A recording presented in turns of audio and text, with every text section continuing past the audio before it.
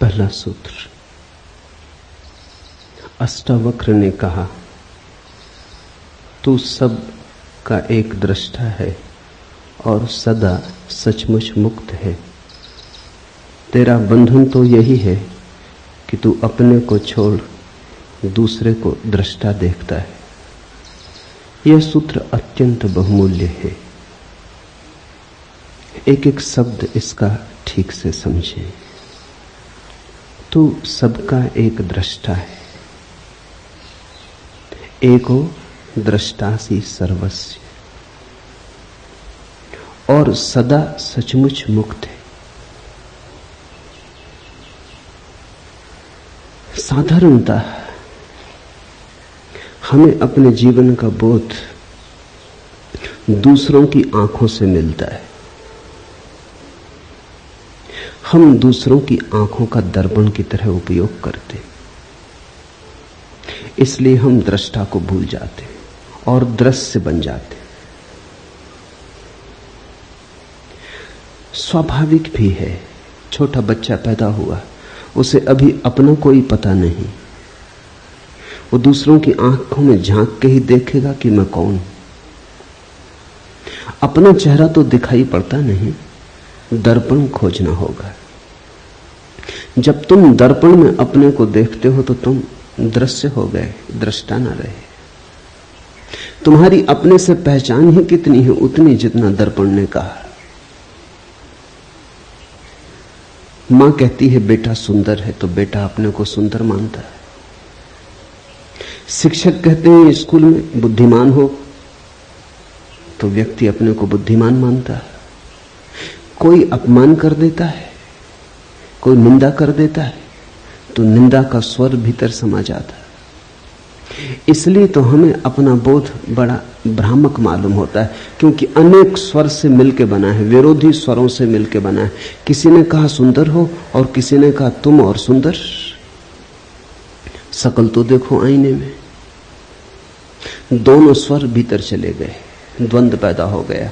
किसी ने कहा बड़े बुद्धिमान हो और किसी ने कहा तुम जैसा बुद्धू आदमी नहीं देखा। दोनों स्वर भीतर चले गए, दोनों भीतर जुड़ गए। बड़ी बेचैनी पैदा हो गई, बड़ा द्वंद्व पैदा हो गया। इसलिए तो तुम निश्चित नहीं हो कि तुम कौन हो। इतनी भीड़ तुमने इकट्ठी कर ली है मतों की, इतने दर्पणों में झांका है और सभी दर्पणों ने अलग अलग खबर दी। दर्पण तुम्हारे संबंध में थोड़ी खबर देते, दर्पण अपने संबंध में खबर देते। तुमने दर्पण देखे होंगे जिनमें तुम लंबे हो जाते, दर्पण देखे होंगे जिनमें तुम मोटे हो जाते, दर्पण देखे होंगे जिनमें तुम अति सुंदर दिखने लगते, दर्पण देखे होंगे जिनमें तुम अति कुरूप हो जाते, अष्टावक्र हो जाते। दर्पण में जो झलक मिलती है वो तुम्हारी नहीं है, दर्पण के अपने स्वभाव की है। विरोधी बातें इकट्ठी होती चली जाती। इन्हीं विरोधी बातों के संग्रह का नाम तुम समझ लेते हो मैं हूं। इसलिए तुम सदा कपते रहते हो, डरते रहते हो। लोक मत का कितना भय होता है। कहीं लोग बुरा ना सोचे, कहीं लोग ऐसा ना समझ लें कि मैं मूढ़ हूं, कहीं ऐसा ना समझ लें कि मैं असाधु हूं। लोग कहीं ऐसा ना समझ लें, क्योंकि लोगों के द्वारा ही हमने अपनी आत्मा निर्मित की है। गुरुजीएफ अपने शिष्यों से कहता था, अगर तुम्हें आत्मा को जानना हो तो तुम्हें लोगों को छोड़ना होगा। ठीक कहता था। सदियों से यही सद्गुरुओं ने कहा है। अगर तुम्हें स्वयं को पहचानना हो तो तुम्हें दूसरों की आंखों में देखना बंद कर देना होगा। मेरे देखे बहुत से खोजी, सत्य के अन्वेषक समाज को छोड़कर चले गए। उसका कारण यह नहीं था कि समाज में रह के सत्य को पाना असंभव है। उसका कारण इतना ही था, समाज में रह के स्वयं की ठीक ठीक छवि जाननी बहुत कठिन है। यहां लोग खबर दिए ही चले जाते हैं कि तुम कौन हो। तुम पूछो न पूछो, सब तरफ से झलकें आती ही रहती हैं कि तुम कौन हो। और हम धीरे धीरे इन्हीं झलकों के लिए जीने लगते। मैंने सुना एक राजनेता मरा, उसकी पत्नी 2 वर्ष पहले मर गई थी। जैसे ही राजनेता मरा, उसकी पत्नी ने उस दूसरे लोग के द्वार पर उसका स्वागत किया, लेकिन राजनेता ने कहा अभी मैं भीतर ना आऊंगा, जरा मुझे मेरी अर्थी के साथ राजघाट तक हो आने दो। पत्नी ने कहा अब क्या सार है, वहां तो देह पड़ी रह गई, मिट्टी है। उसने कहा कि मिट्टी नहीं, इतना तो देख लेने तो कितने लोग विदा करने आए। राजनेता और उसकी पत्नी भी अर्थी के साथ साथ, किसी को तो दिखाई ना पड़ते थे पर उनको अर्थी दिखाई पड़ती थी, चले। बड़ी भीड़ थी, अखबार नवीस थे, फोटोग्राफर थे, झंडे झुकाए गए थे, फूल सजाए गए थे, मिलिट्री के ट्रक पर रखी अर्थी थी, बड़ा सम्मान दिया जा रहा था, तोपें आगे पीछे थी, सैनिक चल रहे थे। गदगद हो उठा राजनेता। पत्नी ने कहा इतने प्रसन्न क्या हो रहे हो? उसने कहा अगर मुझे पता होता कि मरने पर इतनी भीड़ आएगी तो मैं पहले कभी का मर गया होता, तो हम पहले ही ना मर गए होते, इतने दिन क्यों राह देखते? इतनी भीड़ मरने पर आए, इसी के लिए तो जिए। भीड़ के लिए लोग जीते हैं, भीड़ के लिए लोग मरते हैं। दूसरे क्या कहते हैं ये इतना मूल्यवान हो गया है कि तुम पूछते ही नहीं कि तुम कौन हो। दूसरे क्या कहते हैं उन्हीं की कतरन छांट छांट के इकट्ठी अपनी तस्वीर बना लेते। वो तस्वीर बड़ी डमाडोल रहती क्योंकि लोगों के मन बदलते रहते, और फिर लोगों के मन ही नहीं बदलते रहते, लोगों के कारण भी बदलते रहते। कोई आके तुमसे कह गया कि आप बड़े साधु पुरुष हैं, उसका कुछ कारण है, खुशामद कर गया। साधु पुरुष तुम्हें मानता कौन है? अपने को छोड़ के संसार में कोई किसी को साधु पुरुष नहीं मानता। तुम अपनी ही सोचो ना, तुम अपने को छोड़ के किसको साधु पुरुष मानते हो? कभी कभी कहना पड़ता है, जरूरतें, जिंदगी है, अड़चने, झूठे को सच्चा कहना पड़ता है, दुर्जन को सज्जन कहना पड़ता है, कुरूप को सुंदर की तरह प्रशंसा करनी पड़ती, स्तुति करनी पड़ती, खुशामद करनी पड़ती। खुशामद इसलिए तो इतनी बहुमूल्य है। खुशामद के चक्कर में लोग क्यों आ जाते? मूल से मूल आदमी से भी कहो कि तुम महाबुद्धिमान हो तो वो भी इंकार नहीं करता, क्योंकि उसको अपना तो कुछ पता नहीं। तुम जो कहते हो वही सुनता है, तुम जो कहते हो वही हो जाता है। तो उनके कारण बदल जाते। कोई कहता है सुंदर हो, कोई कहता है असुंदर हो, कोई कहता है भले हो, कोई कहता है बुरे हो। ये सब इकट्ठा होता चला जाता है और इन विपरीत मतों के आधार पर तुम अपनी आत्मा का निर्माण कर लेते हो। तुम ऐसी बैलगाड़ी पे सवार हो जिसमें सब तरफ बैल जुते, जो सब दिशाओं में एक साथ जा रही, तुम्हारे अस्थि पंजर ढीले हुए जा रहे, तुम सिर्फ घसीटते हो, कहीं पहुंचते नहीं, पहुंच सकते नहीं। पहला सूत्र है आज का, तू सबका एक दृष्टा है और तू सदा सचमुच मुक्त है। व्यक्ति दृश्य नहीं है, दृष्टा है। दुनिया में 3 तरह के व्यक्ति हैं। वे जो दृश्य बन गए, वे सबसे ज्यादा अंधेरे में हैं। दूसरे वे जो दर्शक बन गए, वे पहले से थोड़े ठीक है लेकिन कुछ बहुत ज्यादा अंतर नहीं। तीसरे वे जो दृष्टा बन गए। तीनों को अलग अलग समझ लेना जरूरी है। जब तुम दृश्य बन जाते हो तो तुम वस्तु हो गए, तुमने आत्मा खो दी। इसलिए राजनेता में आत्मा को पाना मुश्किल है, अभिनेता में आत्मा को पाना मुश्किल है। वो दृश्य बन गया है, वो दृश्य बनने के लिए ही जीता है। उसकी सारी कोशिश ये है कि मैं लोगों को भला कैसे लगूं, सुंदर कैसे लगूं, श्रेष्ठ कैसे लगूं। श्रेष्ठ होने की चेष्टा नहीं है, श्रेष्ठ लगने की चेष्टा है। कैसे श्रेष्ठ दिखाई पड़ूं। तो जो दृश्य बन रहा है वो पाखंडी हो जाता है। वो ऊपर से मुखौटे ओढ़ लेता है, ऊपर से सब आयोजन कर लेता है, भीतर सड़ता जाता है। फिर दूसरे वे लोग हैं जो दर्शक बन गए, उनकी बड़ी भीड़ है। स्वभावतः पहले तरह के लोगों के लिए दूसरे तरह के लोगों की जरूरत नहीं, तो दृश्य बनेंगे लोग कैसे? कोई राजनेता बन जाता है, फिर ताली बजाने वाली भीड़ मिल जाती, तो दोनों में बड़ा मेल बैठ जाता है। नेता हो तो अनुयायी भी चाहिए, कोई नाच रहा हो तो दर्शक भी चाहिए, कोई गीत गा रहा हो तो सुनने वाले भी चाहिए। तो कोई दृश्य बनने में लगा है, कुछ दर्शक बनकर रह गए। दर्शकों की बड़ी भीड़ है। पश्चिम के मनोवैज्ञानिक बड़े चिंतित थे, क्योंकि लोग बिल्कुल ही दर्शक होकर रह गए हैं। फिल्म देखाते हैं, रेडियो खोल लेते हैं, टेलीविजन के सामने बैठ जाते हैं घंटों। अमेरिका में करीब करीब औसत आदमी 6 घंटे रोज टेलीविजन देख रहा है। फुटबॉल का मैच हो देखाते, कुश्ती हो रही हो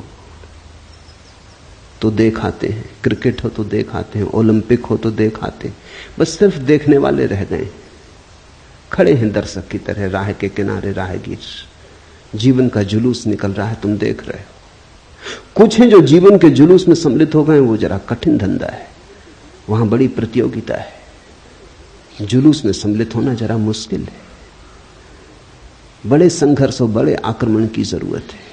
लेकिन जुलूस को देखने वालों की भी जरूरत है, वो किनारे खड़े देख रहे हैं। अगर वो न हो तो जुलूस भी विदा हो जाए। तुम थोड़ा सोचो, अगर अनुयायी न चले पीछे तो नेताओं का क्या हो? अकेले झंडा ऊंचा रहे हमारा, बड़े बुद्धू मालूम पड़े, बड़े पागल मालूम पड़े। राह किनारे लोग चाहिए, भीड़ चाहिए, तो पागलपन भी ठीक मालूम पड़ता है। तुम थोड़ा सोचो, कोई देखने ना आए और क्रिकेट का मैच होता रहे, मैच के प्राण निकल गए। मैच के प्राण मैच में थोड़ी, वो देखने जो लाखों लोग इकट्ठे होते हैं उनमें। और आदमी अद्भुत है, आदमी तो घुड़दौड़ देखने भी जाते हैं। ये पूरा कोरेगांव पार्क घुड़दौड़ देखने वालों की बस्ती। ये बड़ी हैरानी की बात है, आदमी को दौड़ाओ, कोई घोड़ा देखने नहीं आता। घोड़े दौड़ते हैं, आदमी देखने जाते हैं। ये घोड़ों से भी गई बीती स्थिति हो गई। देखते ही देखते जिंदगी बीत जाती। दर्शक, प्रेम करते नहीं तुम, फिल्म में प्रेम चलता है वो देखते हो। नाचते नहीं तुम, कोई नाचता है तुम देखते हो। गीत तुम नहीं गुनगुनाते, कोई गुनगुनाता है तुम सुनते हो। तो तुम्हारा जीवन अगर नपुंसक हो जाए, अगर उसमें से सब जीवन ऊर्जा खो जाए, तो आश्चर्य क्या है? तुम्हारे जीवन में कोई गति नहीं है, कोई ऊर्जा का प्रवाह नहीं है, तुम मुर्दे की भांति बैठे हो। बस तुम्हारा कुल काम इतना है कि देखते रहो, कोई दिखाता रहे, तुम देखते रहो। ये दो ही की बड़ी संख्या है दुनिया में, दोनों एक दूसरे से बंधे हैं। मनोवैज्ञानिक कहते हैं दुनिया में हर बीमारी के 2 पहलू होते हैं। दुनिया में कुछ लोग हैं जिनको मनोवैज्ञानिक कहते हैं मैसोचिस्ट, पर स्वदुखवादी, वो अपने को सताते हैं। और दुनिया में दूसरा एक वर्ग है जिसको मनोवैज्ञानिक कहते हैं सैडिस्ट, पर दुखवादी, दूसरे को सताते। दोनों की जरूरत है, इसलिए दोनों जब मिल जाते हैं तो बड़ा राग रंग चलता है। मनोवैज्ञानिक कहते हैं कि अगर पति दूसरों को सताने वाला हो और स्त्री खुद को सताने वाली हो, तो इससे बढ़िया जोड़ा और दूसरा नहीं होता। स्त्री अपने को सताने में मजा लेती है, पति दूसरे को सताने में मजा लेता है। राम मिलाई जोड़ी, कोई अंधा कोई कोढ़ी, मिल गए, बिल्कुल मिल गए, बिल्कुल ठीक बैठ गए। हर बीमारी के 2 पहलू होते, दृश्य और दर्शक एक ही बीमारी के 2 पहलू। स्त्रियां आमतौर से दृश्य बनना पसंद करती, पुरुष आमतौर से दर्शक बनना पसंद करते। मनोवैज्ञानिकों की भाषा में स्त्रियों को वो कहते हैं एग्जिबिशनिस्ट, नुमाइशी। उनका सारा रस नुमाइश बनने में। मुल्ला नसरुद्दीन मक्खियां मार रहा था, बहुत मक्खियां हो गई, तो पत्नी ने कहा इनको हटाओ। आईने के पास मक्खियां मार रहा था, बोला कि एक जोड़ा, दो मादाएं बैठी। पत्नी ने कहा हद हो गई, तुमने पता कैसे चलाया कि नर हैं कि मादाएं? उन्होंने कहा घंटे भर से आईने पे बैठी हैं, मादाएं होनी चाहिए, नर को आईने के पास क्या करना? स्त्रियां आईने से छूट ही नहीं पाती, आईना मिल जाए तो चुंबक की तरह खींच लेता है। सारी जिंदगी आईने के सामने बीत रही है, कपड़ों में, वस्त्रों में, सजावट में, श्रृंगार में। और बड़ी हैरानी की बात है, इतने सज धज के निकलती हैं, फिर कोई धक्का दे तो नाराज होती, कोई धक्का ना दे तो भी दुखी होंगी, क्योंकि धक्का देने के लिए इतना सज धजने का इंसान था, नहीं तो प्रयोजन क्या था? पति के सामने स्त्रियां नहीं सजती, पति के सामने तो वो भैरवी बनी बैठी रहती, क्योंकि वहां धक्का मुक्का समाप्त हो चुका है। लेकिन घर के बाहर जाएं तब बड़ी तैयारी करती हैं, वहां दर्शक मिलेंगे, वहां दृश्य बनना है। मनुष्य को, पुरुष को मनोवैज्ञानिक कहते हैं वोयूर। उसकी सारी नजर देखने में, उसका रस देखने में। स्त्रियों को देखने में रस नहीं, दिखाने में रस। इसलिए तो स्त्री पुरुषों का जोड़ा बैठ जाता, बीमारी के दो पहलू बिल्कुल एक साथ बैठ जाते। और ये दोनों ही अवस्थाएं रुग्ण हैं।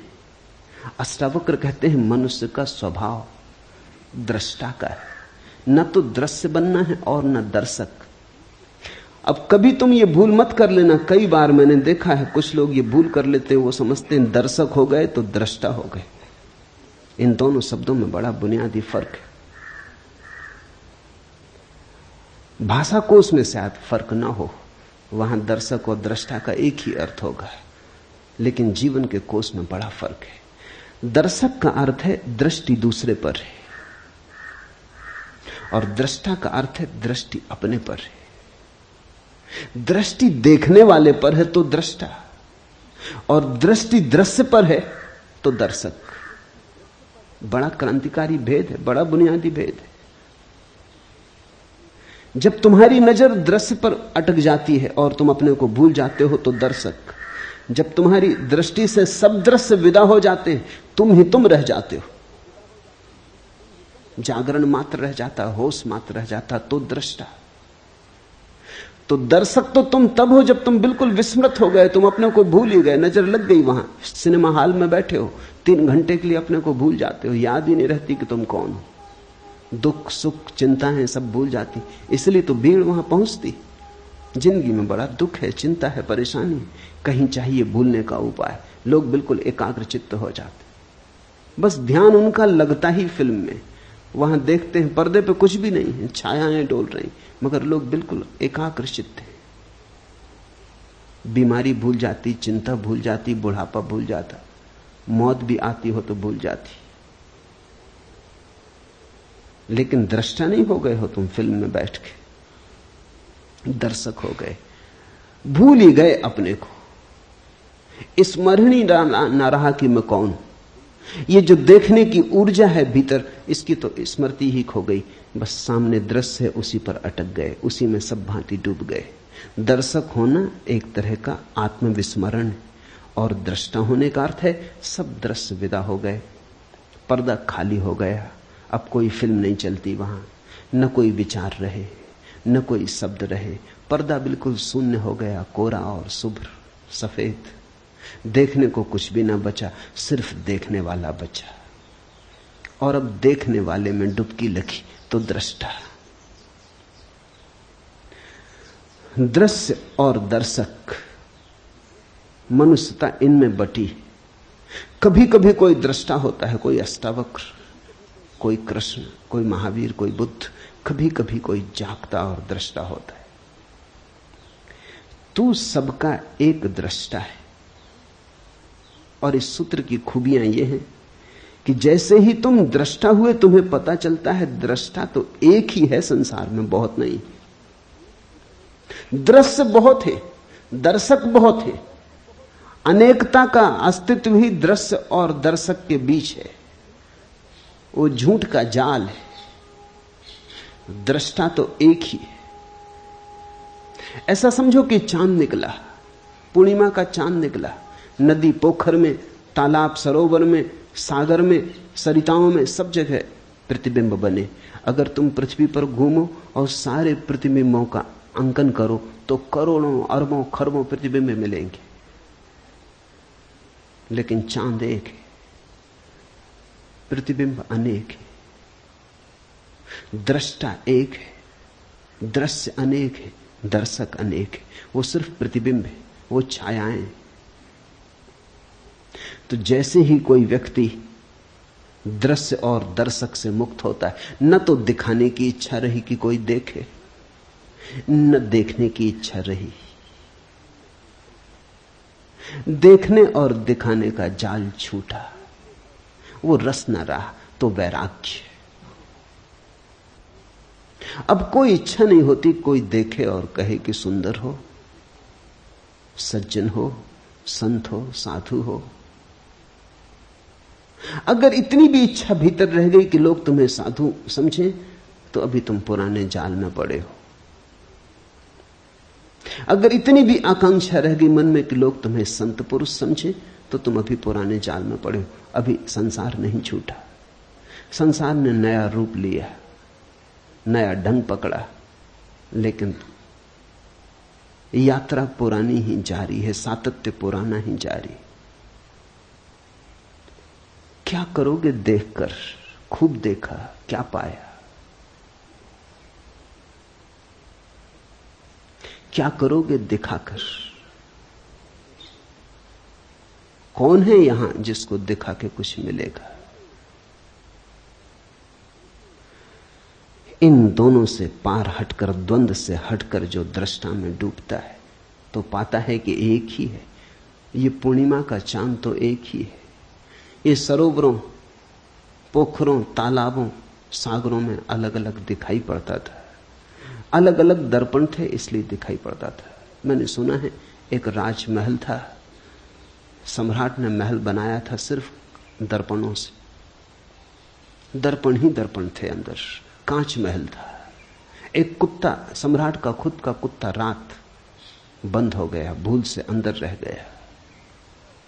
उस कुत्ते की अवस्था तुम समझ सकते हो क्या हुई होगी। वही आदमी की अवस्था है। उसने चारों तरफ देखा, कुत्ते ही कुत्ते थे, हर दर्पण में कुत्ता था। वो घबरा गया, वो भौंका। जब आदमी भयभीत होता है तो दूसरे को भयभीत करना चाहता है। शायद दूसरा भयभीत हो जाए तो अपना भय कम हो जाए। वो भौंका, लेकिन स्वभाव था वहां तो दर्पण ही थे। दर्पण दर्पण से कुत्ते भौंके, आवाज उसी पर लौट आई, अपनी ही प्रतिध्वनि थी। रात भर भौंकता रहा और बांकता और दर्पणों से जूझता, लहूलुहान हो गया। वहां कोई भी न था, अकेला था। सुबह मरा हुआ पाया गया। सारे भवन में खून के चिन्ह थे। उसकी कथा आदमी की कथा है। यहां दूसरा नहीं, यहां अन्य है ही नहीं। जो है अनन्य है। यहां एक है, लेकिन उस एक को जब तक तुम भीतर से ना पकड़ लोगे, ख्याल में ना आएगा। तू सबका एक दृष्टा है और सदा सचमुच मुक्त है। अष्टावक्र कहते हैं सचमुच मुक्त है। इसे कल्पना मत समझना। आदमी बहुत अद्भुत है। आदमी सोचता है कि संसार तो सत्य है और ये सत्य की बातें सब कल्पना है। दुख तो सत्य मानता है, सुख की कोई किरण उतरे तो मानता है कोई सपना है, कोई धोखा है। मेरे पास लोग आते हैं, वो कहते हैं बड़ा आनंद मालूम हो रहा है। शक होता है ये कहीं भ्रम तो नहीं। दुख में इतने जन्मों जन्मों तक रहे कि भरोसा ही खो गया कि आनंद हो भी सकता है। आनंद असंभव मालूम होने लगा है। रोने का अभ्यास ऐसा हो गया है, दुख का ऐसा अभ्यास हो गया है, कांटों से ऐसी पहचान हो गई कि फूल अगर दिखाई भी पड़े तो भरोसा नहीं आता, लगता है सपना है, आकाश कुसुम, होगा नहीं, हो नहीं सकता। इसलिए अष्टावक्र कहते हैं सचमुच मुक्त है, व्यक्ति बंधा नहीं है। बंधन असंभव है क्योंकि केवल परमात्मा है, केवल एक है। न तो बांधने को कुछ है, न बंधने को कुछ है। तू सदा सचमुच मुक्त है। इसलिए अष्टावक्र जैसे व्यक्ति कहते हैं कि इसी क्षण चाहे तो मुक्त हो सकता है, क्योंकि मुक्त है ही। मुक्ति में कोई बाधा नहीं, बंधन कभी पड़ा नहीं, बंधन केवल माना हुआ है। तेरा बंधन तो यही है कि तू अपने को छोड़ दूसरे को दृष्टा देखता है। एको दृष्टासी सर्वस्य मुक्त प्रायो असि सर्वदा अयमेव ही ते बंधो दृष्टारम पश्य सीतरम। एक ही बंधन है कि तू अपने को छोड़ दूसरे को दृष्टा देखता है, और एक ही मुक्ति है कि तू अपने को दृष्टा जान ले। तो इस प्रयोग को थोड़ा करना शुरू करें। देखते हैं, वृक्ष के पास बैठे, वृक्ष दिखाई पड़ रहा है, तो धीरे धीरे वृक्ष को देखते देखते उसको देखना शुरू करें जो वृक्ष को देख रहा है। जरा से हेरफेर की बात है। साधारणता चेतना का तीर वृक्ष की तरफ जा रहा है, इस तीर को दोनों तरफ जाने दें, इसका फल दोनों तरफ कर लें। वृक्ष को भी देखें और साथ ही चेष्टा करें उसको भी देखने की जो देख रहा है। देखने वाले को न भूलें, देखने वाले को पकड़ पकड़ लें, बार बार भूलेगा, पुरानी आदत है, जन्मों की आदत है, भूलेगा, लेकिन बार बार देखने वाले को पकड़ लें।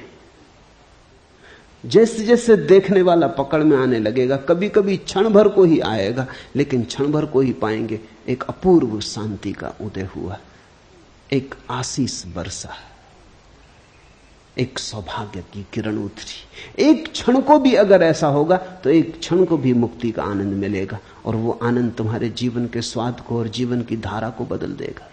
शब्द नहीं बदलेंगे तुम्हारे जीवन की धारा को, शास्त्र नहीं बदलेंगे, अनुभव बदलेगा, स्वाद बदलेगा। यहां मुझे सुन रहे हैं, दो तरह से सुना जा सकता है। सुनते वक्त मैं जो बोल रहा हूं अगर उस पर ही ध्यान रहे और तुम अपने को भूल जाओ तो फिर तुम दृष्टा ना रहे, श्रोता ना रहे, श्रावक ना रहे। तुम्हारा ध्यान मुझ पे अटक गया तो तुम दर्शक हो गए। आंख से ही दर्शक नहीं हुआ जाता, कान से भी दर्शक हुआ जाता है। जब भी ध्यान ऑब्जेक्ट पर, विषय पर अटक जाए तो तुम दर्शक हो गए। सुनते वक्त सुनो मुझे, साथ में उसको भी देखते रहो, पकड़ते रहो, टटोलते रहो जो सुन रहा है। निश्चित ही तुम सुन रहे हो, मैं बोल रहा हूं। बोलने वाले पर ही नजर ना रहे, सुनने वाले को भी पकड़ते रहो, बीच बीच में उसको ख्याल लेते रहो। धीरे धीरे तुम पाओगे कि जिस घड़ी में तुमने सुनने वाले को पकड़ा, उसी घड़ी में तुमने मुझे सुना, से सब व्यर्थ गया। जब तुम सुनने वाले को पकड़ के सुनोगे तब जो मैं कह रहा हूं वही तुम्हें सुनाई पड़ेगा। और अगर तुमने सुनने वाले को नहीं पकड़ा है तो तुम न मालूम क्या क्या सुन लोगे जो मैंने ना तो कहा ना अष्टावक्र ने कहा। तब तुम्हारा मन बहुत से जाल बुन लेगा, तुम बेहोश हो। बेहोशी में तुम कैसे होश की बातें समझ सकते हो? ये बातें होश की हैं, ये बातें किसी और दुनिया की हैं। तुमने अगर नींद में सुना तो तुम इन बातों के आसपास अपने सपने गूंथ लोगे, तुम इन बातों का रंग खराब कर दोगे, तुम इनको पोत लोगे, तुम अपने ढंग से इनका अर्थ निकाल लोगे, तुम इनकी व्याख्या कर लोगे। तुम्हारी व्याख्या में ही ये अद्भुत वचन मुर्दा हो जाएंगे। तुम्हारे हाथ लाश लगेगी अष्टावक्र की, जीवित अष्टावक्र से तुम चूक जाओगे। क्योंकि जीवित अष्टावक्र को पकड़ने के लिए तो तुम्हें अपने दृष्टा को पकड़ना होगा। वहां है जीवित अष्टावक्र। इसे ख्याल में लो। सुनते हो मुझे, सुनते सुनते उसको भी सुनने लगो जो सुन रहा है। तीर दोहरा हो जाए, मेरी तरफ हो तुम्हारी तरफ भी हो। अगर मैं भूल जाऊं तो कोई हर्जा नहीं, लेकिन तुम नहीं भूलने चाहिए। और एक ऐसी घड़ी आती है जब ना तो तुम रह जाते न मैं रह जाता। एक ऐसी परम शांति की घड़ी आती है जब दो नहीं रह जाते, एक ही बचता है। तुम ही बोल रहे हो, तुम ही सुन रहे हो, तुम ही देख रहे हो, तुम ही दिखाई पड़ रहे हो। उस घड़ी के लिए ही इशारा अष्टावक्र कर रहे हैं कि वो एक है दृष्टा और सदा सचमुच मुक्त है। बंधन स्वप्न जैसा है। आज रात तुम पूना में सोओगे, लेकिन नींद में तुम कलकत्ते में हो सकते हो, दिल्ली में हो सकते हो, काठमांडू में हो सकते हो, कहीं भी हो सकते हो। सुबह जाग के फिर तुम अपने को पूना में पाओगे। सपने में अगर काठमांडू चले गए तो लौटने के लिए कोई हवाई जहाज से यात्रा नहीं करनी पड़ेगी, न ट्रेन पकड़नी पड़ेगी, न पैदल यात्रा करनी पड़ेगी। यात्रा करनी ही नहीं पड़ेगी। सुबह आंख खुलेगी और तुम पाओगे कि पूना में हो। सुबह तुम पाओगे तुम कहीं गए ही नहीं, सपने में गए थे। सपने में जाना कोई जाना है। बंधन तो एक ही है तेरा कि तू अपने को छोड़ दूसरे को दृष्टा देखता है। एक ही बंधन है कि हमें अपना होश नहीं, अपने दृष्टा का होश नहीं। एक तो यह अर्थ है इस सूत्र का, एक और भी अर्थ है, वो भी ख्याल में ले लेना चाहिए। साधारणता अष्टावक्र के ऊपर जिन्होंने भी कुछ लिखा है उन्होंने दूसरा ही अर्थ किया है, इसलिए वो दूसरा अर्थ भी समझ लेना जरूरी है। वो दूसरा अर्थ भी ठीक है, दोनों अर्थ साथ साथ ठीक है। तेरा बंधन तो यही है कि तू अपने को छोड़ दूसरे को दृष्टा देखता है। तुम मुझे सुन रहे हो, तुम सोचते हो कान सुन रहा है, तुम मुझे देख रहे हो, तुम सोचते हो आंख देख रही। आंख क्या देखेगी? आंख को दृष्टा समझ रहे हो तो भूल हो गई। देखने वाला तो आंख के पीछे, सुनने वाला तो कान के पीछे। तुम मेरे हाथ को छुओ तो तुम सोचोगे तुम्हारे हाथ ने मेरे हाथ को छुआ, गलती हो रही। छूने वाला तो हाथ के भीतर छिपा है। हाथ क्या छुएगा? कल मर जाओगे, लाश पड़ी रह जाएगी, लोग हाथ पकड़े बैठे रहेंगे, कुछ भी ना छुएगा। लाश पड़ी रह जाएगी, आंख खुली पड़ी रहेगी, सब दिखाई पड़ेगा और कुछ भी दिखाई ना पड़ेगा। लाश पड़ी रह जाएगी, संगीत होगा, बैंड बाजे बजेंगे, कान पर चोट भी लगेगी, झंकार भी आएगी, लेकिन कुछ भी सुनाई ना पड़ेगा। जिसे सुनाई पड़ता था, जिसे दिखाई पड़ता था, जिसे स्पर्श होता था, स्वाद होता था, वो जा चुका। इंद्रियां नहीं अनुभव लाती, इंद्रियों के पीछे छिपा हुआ कोई। तो दूसरा अर्थ इस सूत्र का है कि तुम अपने को ही दृष्टा जानना, शरीर को मत जान लेना, आंख को, कान को, इंद्रियों को मत जान लेना, भीतर की चेतना को ही दृष्टा जानना।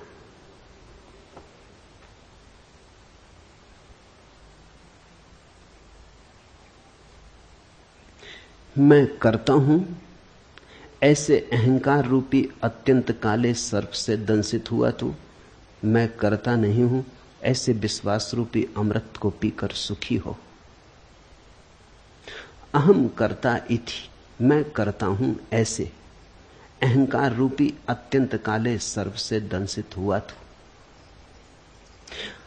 हमारी मान्यता ही सब कुछ है। हम मान्यता के सपने में पड़े, हम अपने को जो मान लेते हैं वही हो जाते। ये बड़ी विचार की बात है। ये पूरब के अनुभव का सार निचोड़ है। हमने जो मान लिया है अपने को वही हम हो जाते। तुमने अगर कभी किसी सम्मोहनविद को, हिप्नोटिस्ट को प्रयोग करते देखा हो तो तुम चौंके होगे। अगर वो किसी व्यक्ति को सम्मोहित करके कह देता है पुरुष को कि तुम स्त्री हो, और फिर कहता है उठो चलो, तो वो आदमी स्त्री की तरह चलने लगता है। बहुत कठिन है स्त्री की तरह चलना, उसके लिए खास तरह का शरीर का ढांचा चाहिए। स्त्री की तरह चलने के लिए गर्भ की खाली जगह चाहिए पेट में, अन्यथा कोई स्त्री की तरह चल नहीं सकता, या बहुत अभ्यास करे तो चल सकता है। लेकिन कोई सम्मोहनविद किसी को सुला देता है बेहोशी में और कहता है उठो तुम स्त्री हो पुरुष नहीं, चलो, वो स्त्री की तरह चलने लगता है।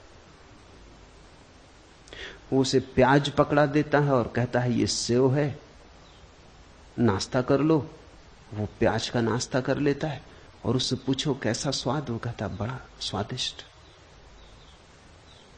उसे पता भी नहीं चलता कि ये प्याज है, उसे बास भी नहीं आती।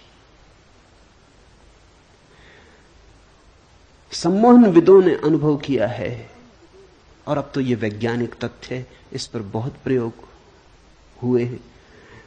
मूर्छित सम्मोहन में मूर्छित व्यक्ति के हाथ में उठा के एक साधारण कंकड़ रख दो और कह दो अंगारा रख दिया है, वो झटक के फेंक देता है, चीख मारता है कि जल गया।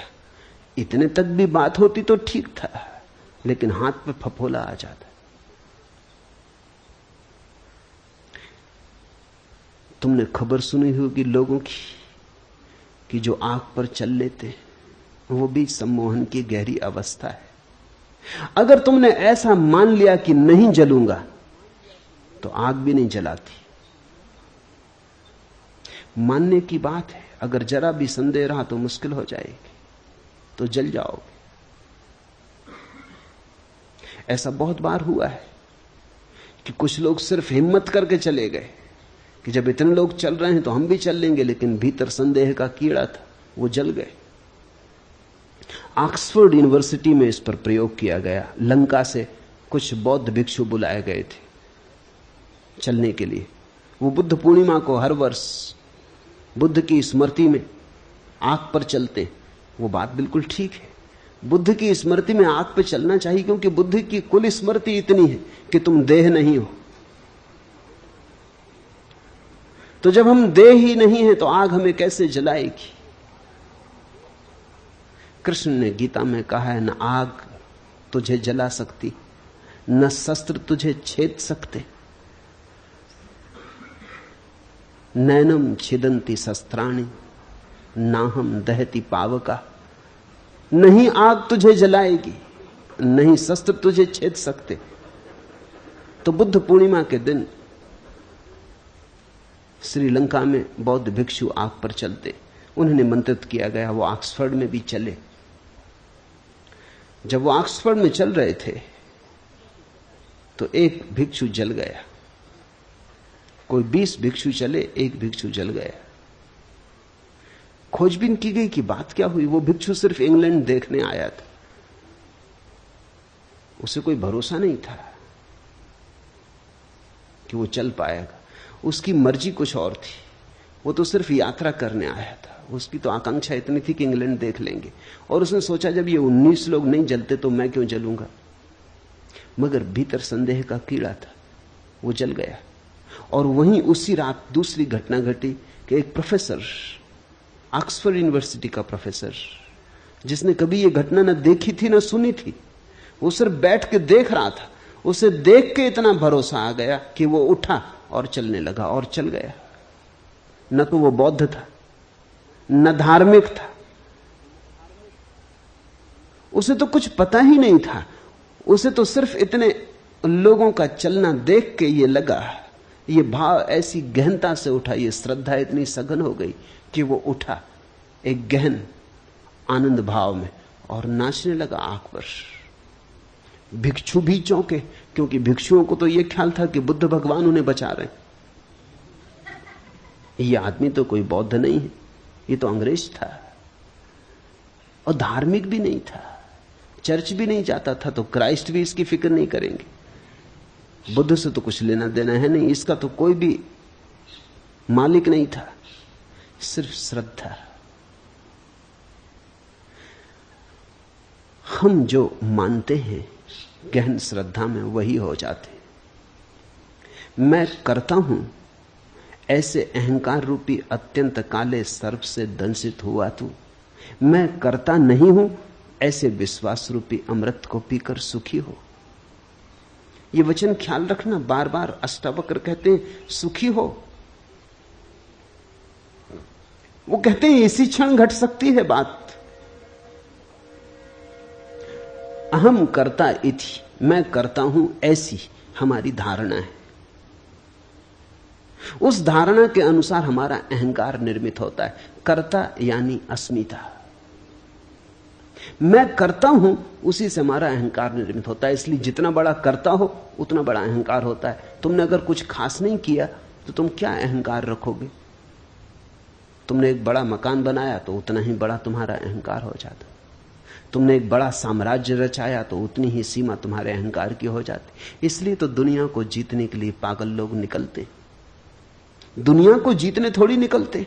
दुनिया किसने कब जीती? लोग आते हैं चले जाते हैं, दुनिया को कौन जीत पाता है? लेकिन दुनिया को जीतने निकलते हैं घोषणा करने कि मेरा अहंकार इतना विराट है कि सारी दुनिया को छोटा कर दूंगा, घेर लूंगा, सीमा बना दूंगा। मैं ही परिभाषा बनूंगा सारे जगत की। सिकंदर और नेपोलियन और तैमूर और नादिर और सारे पागल दुनिया को घेरने चलते। ये दुनिया को घेरने के लिए जो आकांक्षा है, ये अहंकार की आकांक्षा है।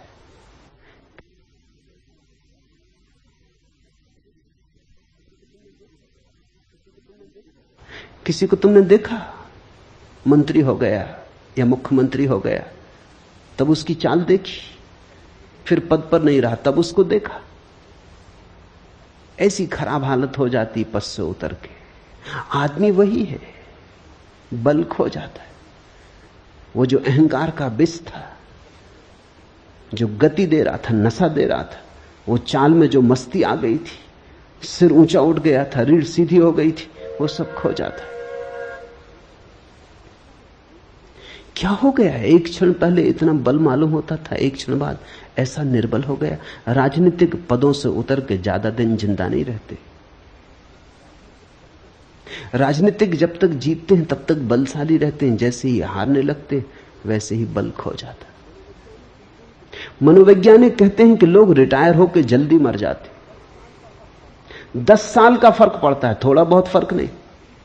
जो आदमी 80 साल जीता, वो जब 60 साल में रिटायर हो जाता तो 70 में मर जाता है। वो 80 साल जी सकता था, कोई और कारण न था मरने का, लेकिन मरने का एक कारण मिल गया कि जब तुम कलेक्टर थे, कमिश्नर थे, पुलिस इंस्पेक्टर थे या कांस्टेबल ही सही, स्कूल के मास्टर ही सही।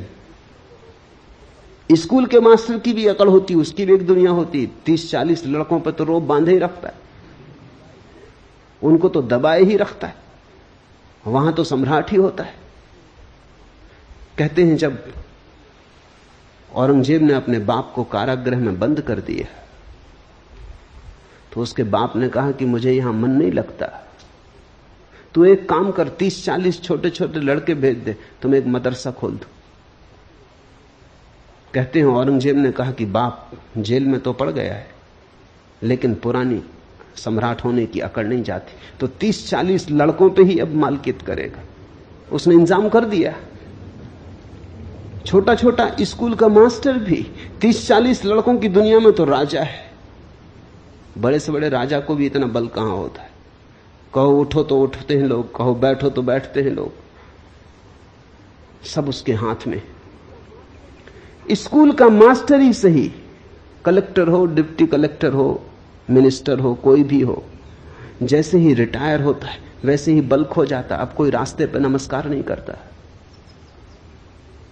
अब कहीं भी उसकी कोई सार्थकता नहीं मालूम होती, वो फिजूल मालूम पड़ता है, जैसे कूड़े के ढेर पर फेंक दिया गया या कबाड़ खाने में डाल दिया गया।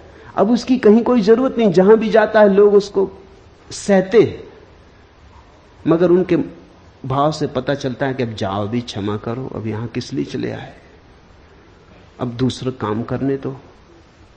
वही लोग जो उसकी खुशामद करते थे रास्ते से कन्नी काट जाते, वही लोग जो उसके पैर दाबते थे अब दिखाई नहीं पड़ते। अचानक उसके अहंकार का गुब्बारा सिकुड़ जाता है, जैसे गुब्बारा फूट गया, हवा निकलने लगी, पंचर हो गया, सिकुड़ने लगता है। जीने में कोई अर्थ नहीं मालूम होता, मरने की आकांक्षा पैदा होने लगती। वो सोचने लगता है अब मर ही जाऊं, क्योंकि अब क्या सार। रिटायर होकर लोग जल्दी मर जाते क्योंकि उनके जीवन का सारा बल तो उनके साम्राज्यों में था। कोई हेड क्लर्क था तो 10-5 क्लर्कों को ही सता रहा था। इससे कोई फर्क नहीं पड़ता कि तुम कौन हो, तुम चपरासी सही। मगर चपरासी की भी अकड़ होती, जब जाओ दफ्तर में अंदर तो चपरासी को बैठो, स्टूल पे ही बैठा है बाहर, लेकिन उसकी अकड़ देखो, कहता ठहरो। मुल्ला नसरुद्दीन कांस्टेबल का काम करता था। एक महिला को तेजी से कार चलाते हुए पकड़ लिया, जल्दी से निकाली नोटबुक, लिखने लगा। महिला ने कहा, सुनो, बेकार लिखा पढ़ी मत करो, मेयर मुझे जानते। मगर वो लिखते ही रहा। महिला ने कहा कि सुनते हो कि नहीं, चीफ मिनिस्टर भी मुझे जानते। मगर वो लिखते ही रहा। आखिर महिला ने आखिरी दांव मारा, उसने कहा, सुनते हो कि नहीं, इंदिरा गांधी भी मुझे जानती। मुल्ला ने कहा, बकवास बंद करो, मुल्ला नसरुद्दीन तुम्हें जानता है। उस महिला ने कहा, कौन मुल्ला नसरुद्दीन, मतलब? उसने कहा, मेरा नाम मुल्ला नसरुद्दीन। अगर मैं जानता हूं तो कुछ हो सकता है, बाकी कोई भी जानता रहे, भगवान भी तुम्हें जानता हो। ये रिपोर्ट लिखी जाएगी, ये मुकदमा चलेगा। हर आदमी की अपनी अकड़ है, कांस्टेबल की भी अपनी अकड़ है, उसकी भी अपनी दुनिया है, अपना राज्य, उसके भीतर फंसे कि वो सताएगा। अहंकार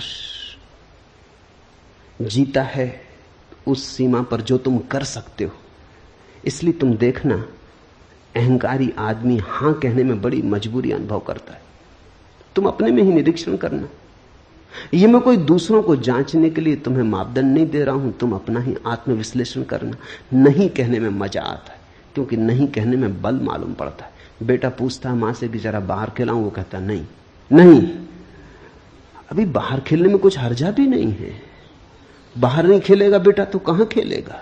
और मां भी जानती है कि जाएगा ही वो, थोड़ा शोरगुल मचाएगा, वो भी अपना बल दिखलाएगा, बलों की टक्कर होगी, थोड़ी राजनीति चलेगी, वो चीख पुकार मचाएगा, बर्तन पटकेगा, तब वो कहेगी अच्छा जा बाहर खेल। लेकिन वो जब कहेगी जा बाहर खेल, तब ठीक है, तब उसकी आज्ञा से जा रहा है।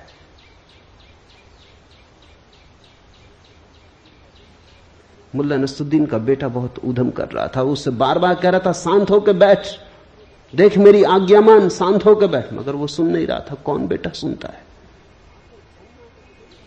आखिर भन्ना के मुल्ला नसरुद्दीन ने कहा, अच्छा अब कर जितना ऊधम करना, अब देख कैसे मेरी आज्ञा का उल्लंघन करता है।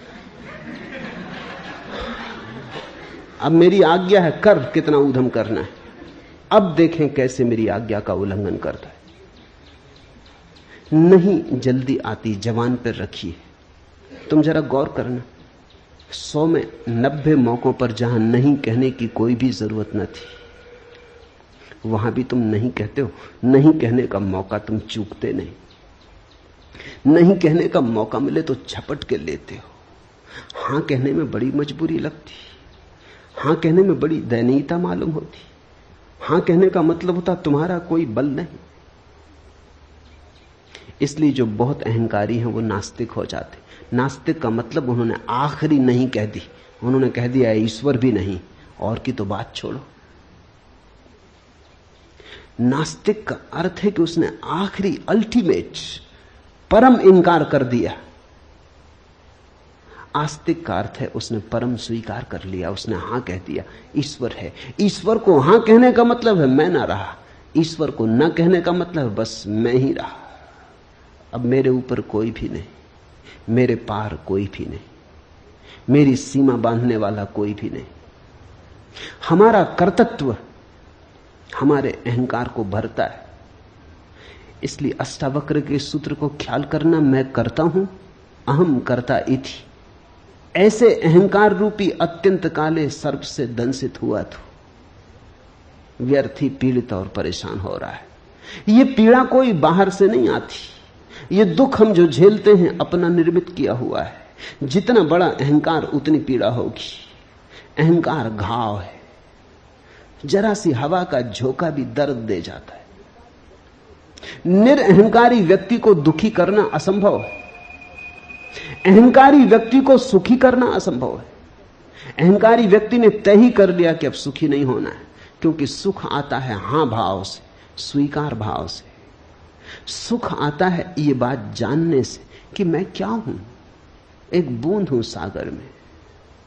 सागर की एक बूंद हूं, सागर ही है, मेरा होना क्या है। जिस व्यक्ति को अपने न होने की प्रतीति सघन होने लगती है, उतने ही सुख के अंबार उस पर बरसने लगते। जो मिटा वो भर दिया जाता है, जिसने अकड़ दिखाई वो मिट जाता है। मैं करता नहीं हूं ऐसे विश्वास रूपी अमृत को पीकर तू सुखी हो। मैं करता नहीं हूं ऐसे भाव को अष्टावक्र अमृत कहते। अहम न करता इति, यही अमृत है। इसका एक अर्थ और भी समझ लेना चाहिए। सिर्फ अहंकार मरता है, तुम कभी नहीं मरते, इसलिए अहंकार मृत्यु है, विष है। जिस दिन तुमने जान लिया कि अहंकार है ही नहीं, बस मेरे भीतर परमात्मा ही है, उसकी है एक फैलाव, उसकी ही एक किरण, उसकी ही एक बूंद, फिर तुम्हारी कोई मृत्यु नहीं, फिर तुम अमृत हो। परमात्मा के साथ तुम अमृत हो, अपने साथ तुम मरण धर्मा हो। अपने साथ तुम अकेले हो, संसार के विपरीत हो, अस्तित्व के विपरीत हो, तुम असंभव युद्ध में लगे हो जिसमें हार सुनिश्चित है। परमात्मा के साथ सब तुम्हारे साथ है, जिसमें हार असंभव है, जीत सुनिश्चित है। सबको साथ लेके चल पड़ो। जहां सहयोग से घट सकता हो वहां संघर्ष क्यों करते हो?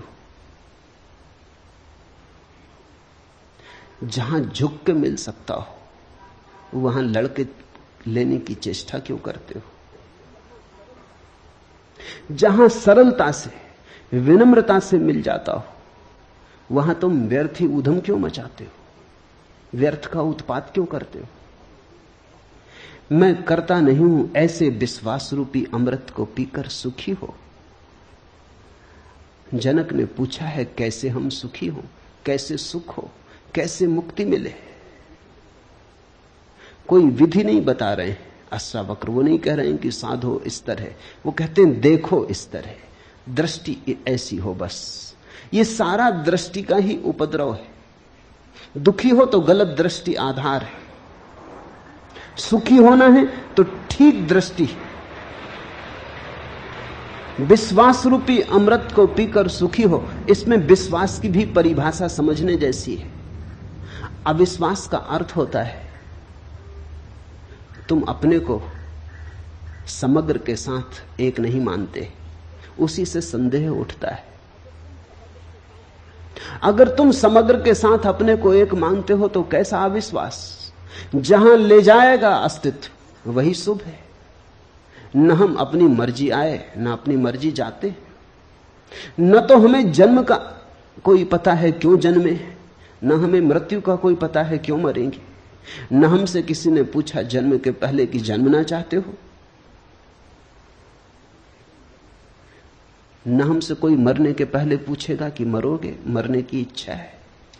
सब यहां हो रहा है, हमसे कौन पूछता है? हम व्यर्थ ही बीच में क्यों अपने को लाएं? जिससे जीवन निकला है उसी में हम विसर्जित होंगे, और जिसने जीवन दिया है उस पर अविश्वास कैसा? जहां से इस सुंदर जीवन का आविर्भाव हुआ है उस स्रोत पर अविश्वास कैसा? जहां से ये फूल खिले, जहां ये कमल खिले, जहां ये चांद तारे, जहां ये मनुष्य हैं, पशु पक्षी हैं, जहां इतना गीत है, जहां इतना संगीत है, जहां इतना प्रेम है, उस पर अविश्वास क्यों? विश्वास का अर्थ है हम अपने को विजाती नहीं मानते, परदेसी नहीं मानते। हम अपने को इस अस्तित्व के साथ एक मानते। इस एक की उद्घोषणा के होते ही जीवन में सुख की वर्षा हो जाती। ऐसे विश्वास रूपी अमृत को पीकर सुखी हो। विश्वास अमृतम पीत्वा सुखी भव। अभी हो जा सुखी, पीत्वा सुखी भव, इसी क्षण हो जा सुखी। मैं एक विशुद्ध बोध हूं, ऐसी निश्चय रूपी अग्नि से अज्ञान रूपी वन को जलाकर तू वीत सुख हुआ, सुखी हो। अभी हो जा दुख के पार। एक छोटी सी बात को जान लेने से दुख विसर्जित हो जाता है कि मैं विशुद्ध बोध हूं, कि मैं मात्र साक्षी भाव हूं, कि मैं केवल दृष्टा हूं। अहंकार का रोग एकमात्र रोग है। मैंने सुना है दिल्ली के एक कवि सम्मेलन में मुल्ला नसरुद्दीन भी सम्मिलित हुआ। जब कवि सम्मेलन समाप्त हुआ और संयोजक पारिश्रमिक बांटने लगे तो वो तृप्त न हुआ। पारिश्रमिक जितना वो सोचता था उतना उसे मिला नहीं। वो बड़ा नाराज हुआ। उसने कहा, जानते हो मैं कौन हूं? मैं पूना का कालिदास हूं। संयोजक भी छठे लोग रहे होंगे। उन्होंने कहा, ठीक, लेकिन ये तो बताइए कि पूना के किस मोहल्ले के कालिदास? मोहल्ले मोहल्ले में कालिदास है, मोहल्ले मोहल्ले में टैगोर है। हर आदमी यही सोचता है कि अनूठी अद्वितीय प्रतिभा है उसकी। अरब में कहावत है कि परमात्मा जब किसी आदमी को बनाता तो उसके कान में कह देता, तुमसे बेहतर आदमी कभी बनाया ही नहीं, और ये सभी से कहता है। ये मजाक बड़ी गहरी है, और हर आदमी मन में यही ख्याल लिए जीता है कि मुझसे बेहतर आदमी कोई बनाया नहीं, मैं सर्वोत्कृष्ट कृति हूं। कोई माने न माने तो उनकी नासमझी, ऐसे मैं सर्वोत्कृष्ट कृति हूं। इस दंभ में जीता आदमी बड़े दुख पाता है, क्योंकि इस दंभ के कारण वो बड़ी अपेक्षाएं करता है जो कभी पूरी नहीं होंगी। उसकी अपेक्षाएं अनंत हैं, जीवन बहुत छोटा है। जिसने भी अपेक्षा बांधी वो दुखी होगा।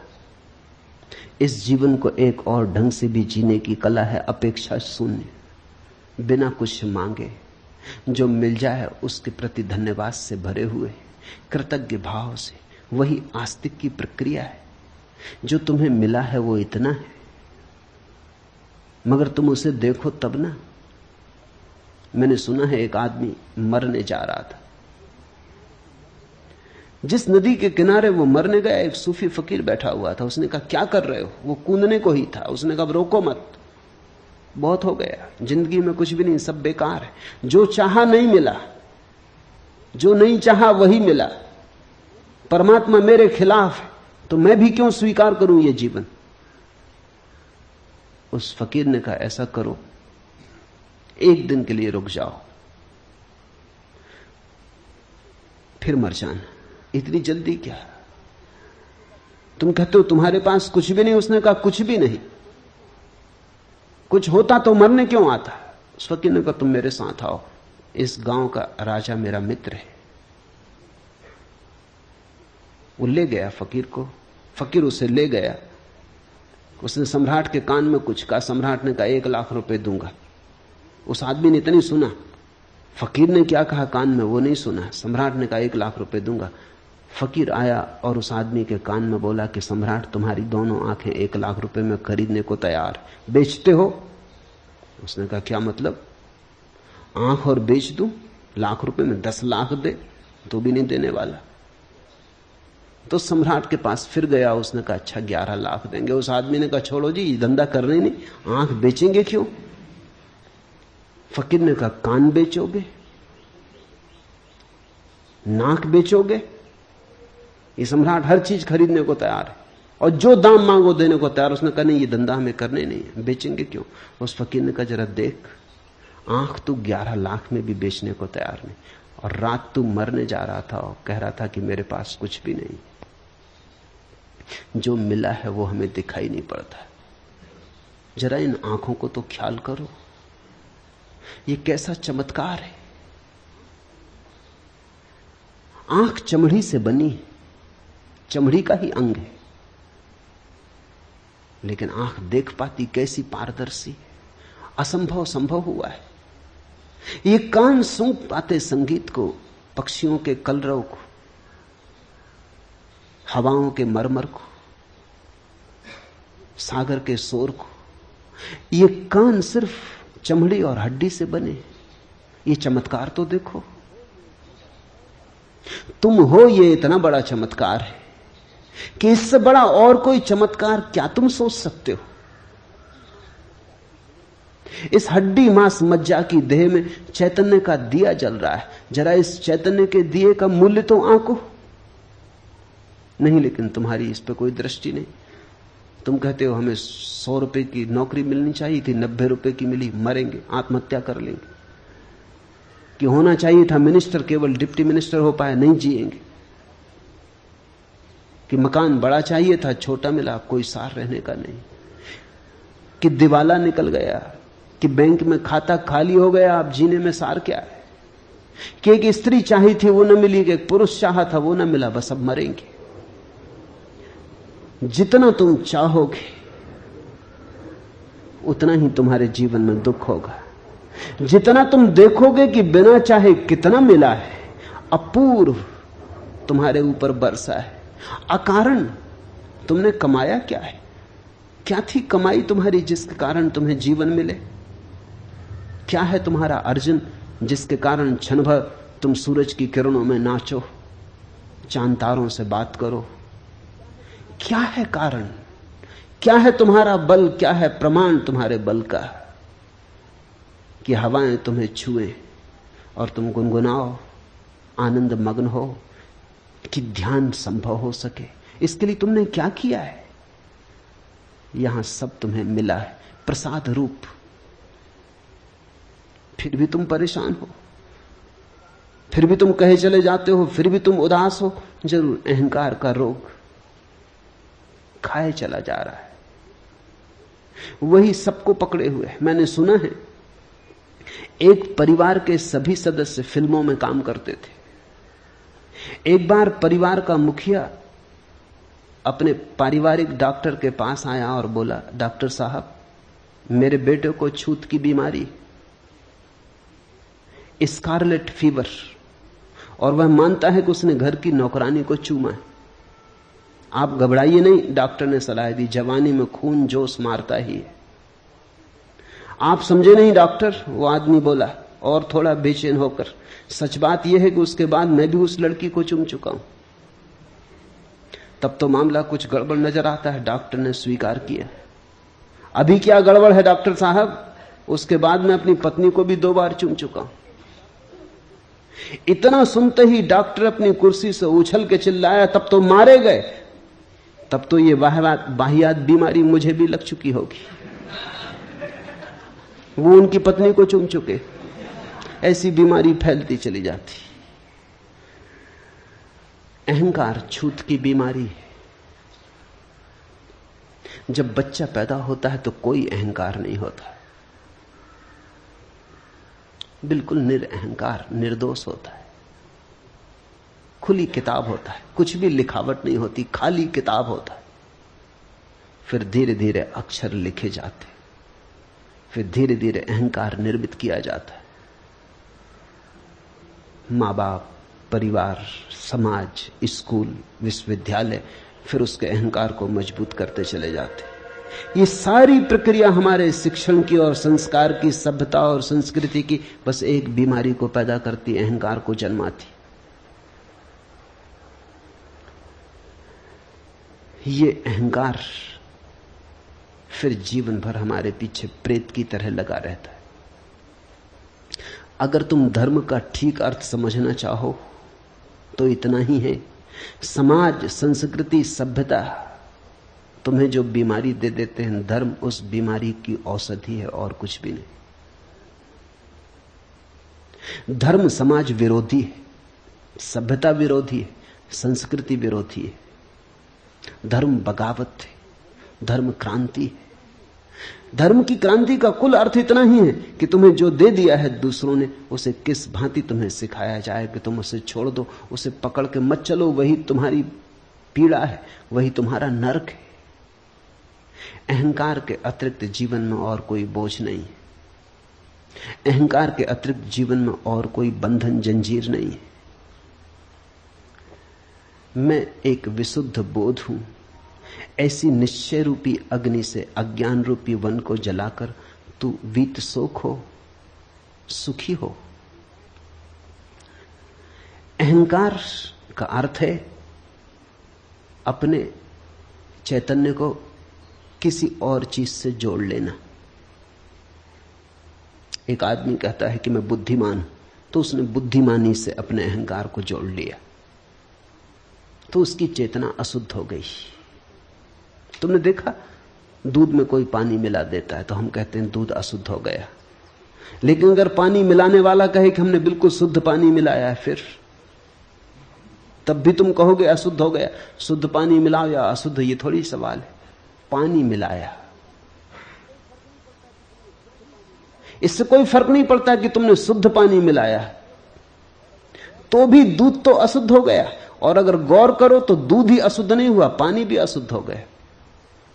पानी और दूध दोनों शुद्ध थे, अलग अलग मिलके अशुद्ध हो गए। विपरीत और विजातीय और अन्य से मिलके उपद्रव होता है। चैतन्य जैसे ही अपने से भिन्न से मिल जाता है, तुमने कहा मैं बुद्धिमान, बुद्धि यंत्र है, उसका उपयोग करो, बुद्धिमान मत बनो। यही बुद्धिमानी है, बुद्धिमान मत बनो। तुमने कहा मैं बुद्धिमान, उपद्रव शुरू हुआ, दूध पानी से मिल गया। फिर तुम्हारी बुद्धि कितनी ही शुद्ध हो, इससे कोई फर्क नहीं पड़ता। तुमने कहा मैं चरित्रवान, दूध पानी से मिल गया। अब तुम्हारा चरित्र कितना ही शुद्ध हो, इससे कुछ फर्क नहीं पड़ता। दुष्चरित्र और सच्चरित्र दोनों के अहंकार होते। मैंने सुना है एक पुरानी कहानी कि जार के जमाने में रूस में साइबेरिया में 3 कैदी बंद थे और तीनों में सदा विवाद हुआ करता था कि कौन बड़ा अपराधी, और तीनों में सदा विवाद हुआ करता था कि कौन ज्यादा दिन से जेल भोग रहा है। जेल में अक्सर यह होता है, लोग वहां भी बढ़ा चढ़ा के बताते। ऐसे नहीं कि तुम अपना बैंक बैलेंस बढ़ा चढ़ा के बताते हो और मेहमान आ जाते तो घर में पड़ोस से फर्नीचर मांग के वो गलीचे बिछा देते हो, तुम ही धोखा देते हो। ऐसा नहीं है। ऐसा नहीं है कि तुम ही दूसरों को देख के खूब जोर जोर से हरे राम करने लगते हो कि कोई आ जाए तो प्रार्थना लंबी हो जाती है, पूजा की घंटियां जोर से बजने लगती हैं, कोई ना आए जल्दी निपटा लेते हो। ऐसा तुम ही करते हो, ऐसा नहीं है। मेहमान घर में हो तो तुम मंदिर चले जाते हो, क्योंकि मेहमानों पर धार्मिक होने का प्रभाव डालना है। कैदी भी कारागृह में इसी तरह करते। उन 3 कैदियों में विवाद होता था। एक दिन पहले कैदी ने कहा कि मैं जब जेल में आया था, जब मुझे साइबेरिया के जेल में डाला गया, तब मोटर गाड़ी नहीं चलती थी। दूसरे ने कहा इसमें क्या रखा है, मैं जब डाला गया तब बैलगाड़ी तक नहीं चलती थी। तीसरे ने कहा बैलगाड़ी क्या होती। वो ये सिद्ध करने की कोशिश कर रहे हैं कि कौन कितने प्राचीन समय से उस जेल में पड़ा हुआ। इसमें भी अहंकार है। मैंने सुना है एक जेल में एक नया अपराधी आया, जिस कोठरी में उसे भेजा गया था उस कोठरी में एक दादा पहले से ही जमे थे। उन दादा ने पूछा कि कितने दिन रहेगा। मैंने कहा कि ये कोई 20 साल की सजा हुई। तो उसने कहा तू दरवाजे पे रह, तुझे जल्दी निकलना पड़ेगा, तू दरवाजे के पास ही अपना बिस्तरा लगा ले। अपराधी का भी अहंकार है। बुरे के साथ भी आदमी अपने अहंकार को भरता है, भले के साथ भी भरता है, लेकिन दोनों स्थितियों में चैतन्य अशुद्ध हो जाता है। अष्टावक्र कहते हैं मैं एक विशुद्ध बोध हूं, न तो मैं बुद्धिमान हूं, न मैं चरित्रवान हूं, न मैं चरित्रहीन हूं, न मैं सुंदर हूं, न मैं असुंदर हूं, न मैं जवान हूं, न मैं बूढ़ा हूं, न गोरा न काला, न हिंदू न मुसलमान, न ब्राह्मण न शूद्र। मेरा कोई तादात्म्य नहीं। मैं इन सबको देखने वाला हूं। जैसे तुमने दिया जलाया अपने घर में, तो दिए की रोशनी टेबल पे भी पड़ती, कुर्सी पे भी पड़ती, दीवार पे भी पड़ती, दीवार घड़ी पे भी पड़ती, फर्नीचर पे, अलमारी पर, कालीन पर, फर्श पर, छप्पर पर, सब पे पड़ती। तुम बैठे तुम पे भी पड़ती। लेकिन ज्योति न तो दीवार है, न छप्पर है, न फर्श है, न टेबल है, न कुर्सी है। सब रोशन है उस रोशनी में, लेकिन रोशनी अलग है। शुद्ध चैतन्य तुम्हारी रोशनी है, तुम्हारा बोध है। वो बोध तुम्हारी बुद्धि पर भी पड़ता है, तुम्हारी देह पर भी पड़ता है, तुम्हारे कृत्य पर भी पड़ता है, लेकिन तुम उनमें से कोई भी नहीं हो। जब तक तुम अपने को किसी से जोड़ के जानोगे तब तक अहंकार पैदा होगा। अहंकार है चेतना का किसी अन्य वस्तु से तादात्म्य। जैसे ही तुमने सारे तादात्म्य छोड़ दिए, तुमने कहा मैं तो बस शुद्ध बोध, मैं तो शुद्ध बोध हूं, शुद्ध बुद्ध हूं, वैसे ही तुम घर लौटने लगे, मुक्ति का क्षण करीब आने लगा। अष्टावक्र कहते हैं विशुद्ध बोध हूं ऐसी धारणा, अहम एका विशुद्ध बोधा इति। ऐसे निश्चय रूपी अग्नि से। ये क्या है निश्चय रूपी बात? सुन के ये निश्चय न होगा, केवल बुद्धि से समझ के ये निश्चय न होगा। ऐसा तो बहुत बार तुमने समझ लिया, फिर भूल जाते हो। अनुभव से ये निश्चय होगा, थोड़े प्रयोग करोगे तो निश्चय होगा, प्रतीति होगी तो निश्चय होगा, और निश्चय होगा तो क्रांति घटित होगी। अज्ञान रूपी वन को जलाकर तू वीत सोख हुआ, सुख को प्राप्त हो, सुखी हो। जिसमें यह कल्पित संसार रस्सी में सांप जैसा भासता है, तू वही आनंद परमानंद बोध है। अतएव तू सुखपूर्वक विचर।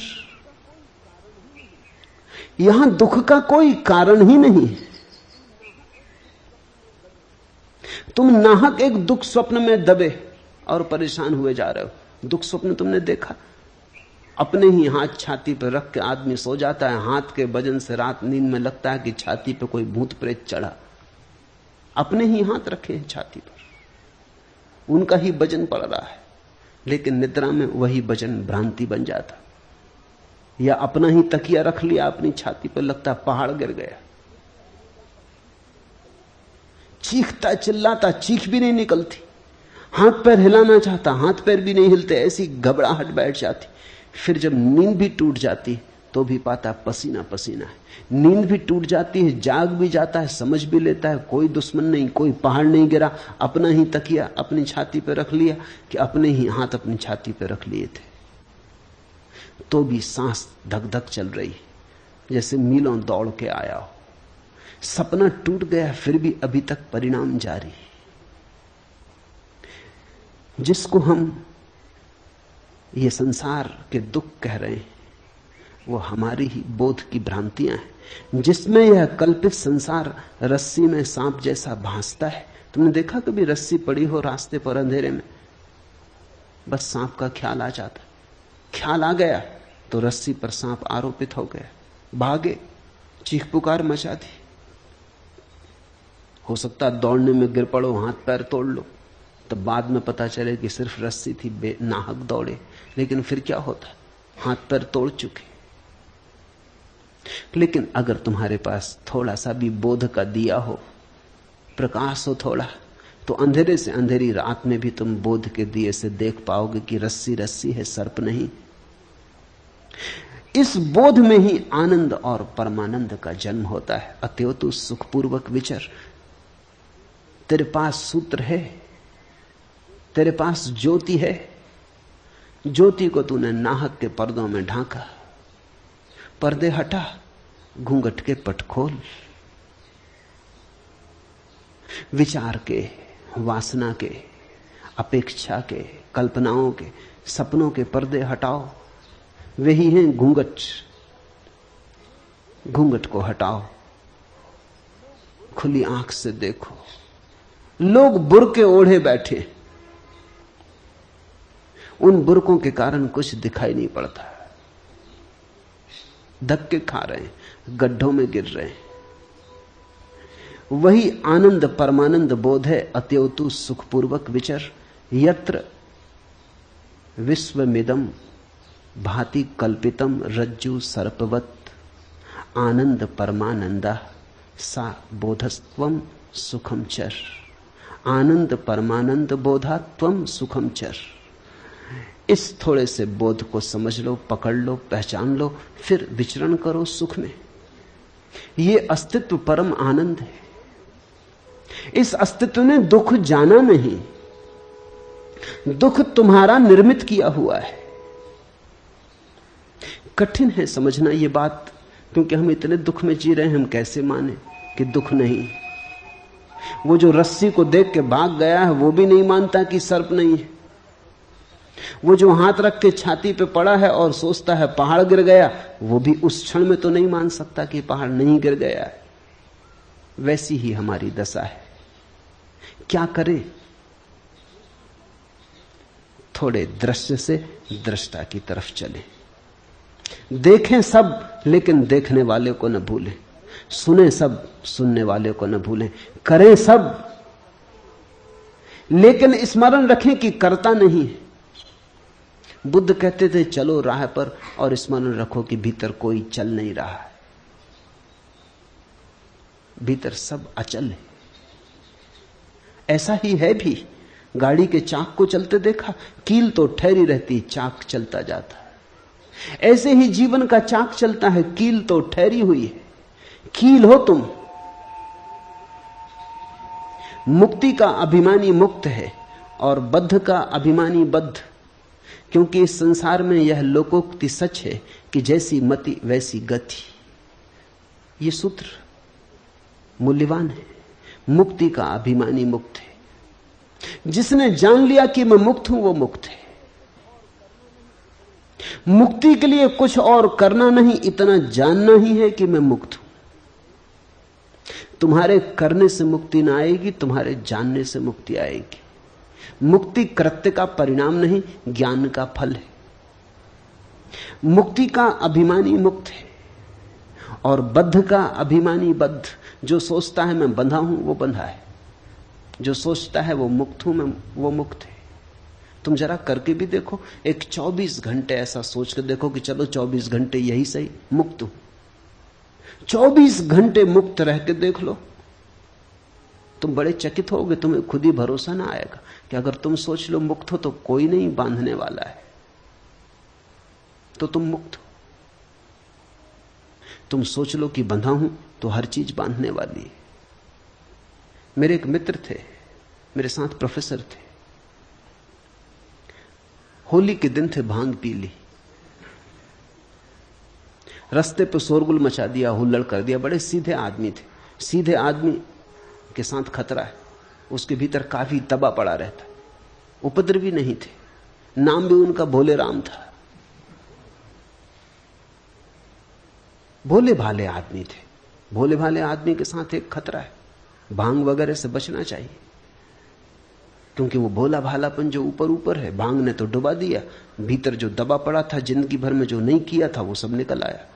वो सड़क पर गए, शोरगुल मचाया, उपद्रव कर दिया, किसी स्त्री के साथ छेड़छाड़ कर दी, पकड़ लिए गए, थाने में बंद कर दिए गए। अंग्रेजी के प्रोफेसर थे। रात कोई 2 बजे आदमी मेरे पास आया और उसने कहा कि आपके मित्र पकड़ गए, और उन्होंने खबर भेजी कि निकालो, सुबह के पहले निकालो, नहीं तो मुश्किल हो जाएगी। बामुश्किल उनको निकाल पाए। सुबह होते होते निकाल तो लाए, लेकिन वो ऐसे घबरा गए। सीधे साधे आदमी थे, वो ऐसे घबरा गए कि बस मुश्किल खड़ी हो गई। 3 महीने उन्होंने ऐसा कष्ट भोगा। सड़क से पुलिस वाला निकले कि वो छुप जाए, तो वो आ रहा पकड़ने। मेरे साथ एक ही कमरे में रहते थे। रात पुलिस वाला सीटी बजाए, वो बिस्तर के नीचे हो जाए। तुम कर क्या रहे हो? आ रहे हैं वो लोग। फिर तो हालत ऐसी बिगड़ गई कि वो न मुझे सोने देना, खुद सोए। वो कहें जगो, सुना तुमने? वो लोग, हवा में खबर है, आवाज आ रही, रेडियो पर वो लोग यहां वहां से खबर भेज रहे हैं कि भोला राम कहां है। भोला राम, तुम सो जाओ। अभी सो कैसे जाएं, जीवन खतरे में। वो पकड़ेंगे, फाइल है मेरे खिलाफ। आखिर में इतना परेशान हो गया कि कोई रास्ता न देख के कॉलेज भी जाना उन्होंने बंद कर दिया। छुट्टी लेके घर बैठ गए। वो 24 घंटे एक ही रंग चलने लगा, जिसको मनोवैज्ञानिक पैरानॉइड कहते। वो पैरानॉइड हो गए, अपने भय से ही रचना करने लगे। भले आदमी थे, कभी सोचा भी नहीं था मैंने, लेकिन एक अनुभव हुआ कि आदमी क्या क्या कल्पना नहीं कर ले सकता है। दीवानों को वो कहें कान है, सब तरफ लोग सुन रहे हैं। कोई भी रास्ते पे चल रहा है तो वो उन्हीं को देखता हुआ चल रहा है। कोई किनारे पर खड़े होकर हंस रहा है तो वो भोला राम को देख के हंस रहा है। कोई बात कर रहा है तो वो उन्हीं के खिलाफ षड्यंत्र रच रहे हैं। सारी दुनिया उनके खिलाफ। फिर कोई उपाय न देख के मुझे एक ही रास्ता दिखाई पड़ा। एक परिचित मित्र थे, इंस्पेक्टर थे, उनको समझाया कि तुम आ जाओ एक दिन फाइल लेके। भाई फाइल हो तो हम ले आए, कोई फाइल है ना कुछ। इस आदमी ने कभी कुछ किया ही नहीं, सिर्फ एक दफा भंग पी, थोड़ा उदम मचाया, खत्म हो गई बात। अब इसमें कोई इतना शोरगुल नहीं। तो कोई भी फाइल ले आओ, कागज कोरे रख के आ जाना, मगर फाइल बड़ी होनी चाहिए, क्योंकि वो कहते हैं फाइल बड़ी और भोला राम का नाम लिखी होनी चाहिए। और तुम चिंता मत करना, 2-4 हाथ इनको रसीद कर देना और बांध भी देना हथकड़ी इनके हाथ में। और जब तक मैं तुमको 10,000 रुपया रुस्वत न दूं, इनको छोड़ने के लिए राजी मत होना, तभी शायद ये छूटे। लाना पड़ा, उन्होंने 2-4 हाथ उनको लगाए। जब उनको हाथ लगाए तब वो बड़े प्रसन्न हुए। वो कहने लगे मुझसे, अब देखो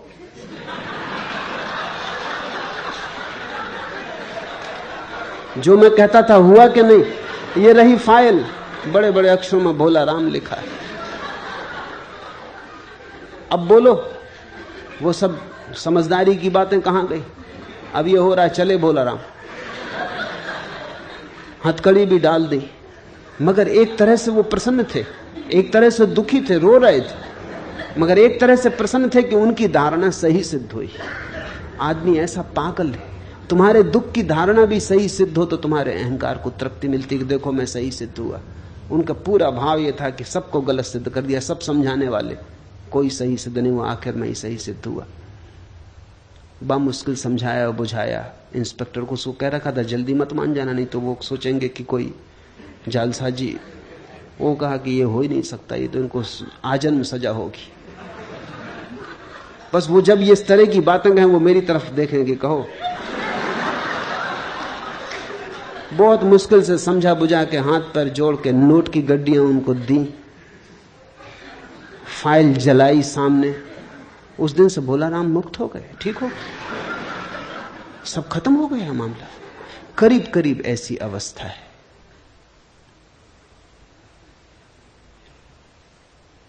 मुक्ति का अभिमानी मुक्त है और बद्ध का अभिमानी बद्ध, क्योंकि इस संसार में यह लोकोक्ति सच है कि जैसी मति वैसी गति।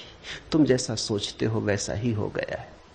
तुम्हारे सोचने ने तुम्हारा संसार निर्मित कर दिया है। सोच को बदलो, जागो और ढंग से देखो, सब यही रहेगा। सिर्फ तुम्हारे देखने, सोचने, जानने के ढंग बदल जाएंगे और सब बदल जाएगा।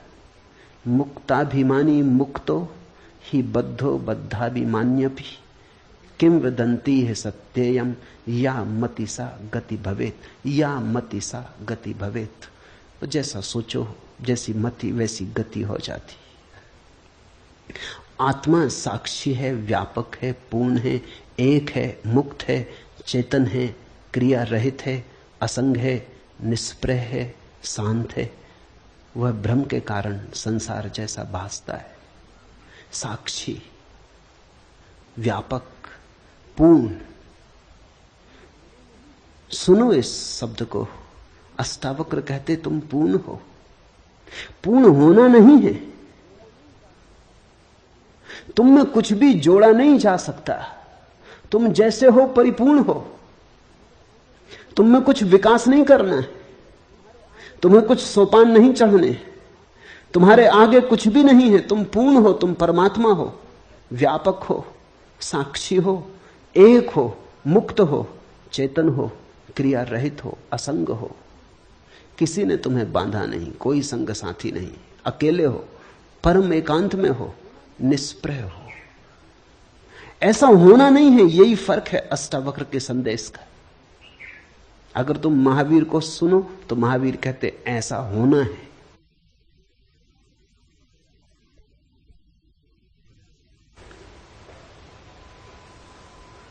अष्टावक्र कहते हैं ऐसे तुम हो। ये बड़ा फर्क है, ये छोटा फर्क नहीं।